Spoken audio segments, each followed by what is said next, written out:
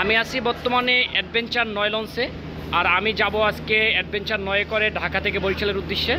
আর আজকে কেবিনের রেটটা আপনাদেরকে জানাবো। অ্যাডভেঞ্চার 9 লঞ্চে সিঙ্গেল এবং ডাবল কেবিন এবং ফ্যামিলি কেবিনের রেট কেমন আমি জানবো এক ভাইয়ের থেকে।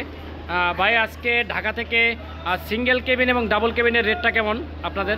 আজকে সিঙ্গেল কেবিন 1000 টাকা, ডাবল কেবিন 2000 টাকা।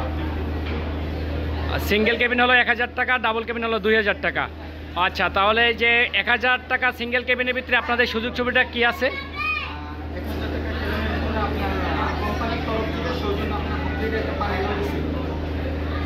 আর ডাবল কেবিনে ডাবল কেবিন এবং ফ্যামিলি কেবিন মানে সমস্ত কেবিনের জন্য হাফ লিটার করে পানি বরাদ্দ করা আছে। অল কেবিন আপনার সৌজন্য পানি আপডেট আছে ও আচ্ছা। কোম্পানির তরফ থেকে। আর আপনাদের ডেক টিকিট বর্তমানে ঢাকা থেকে কত করে? 300 টাকা করে।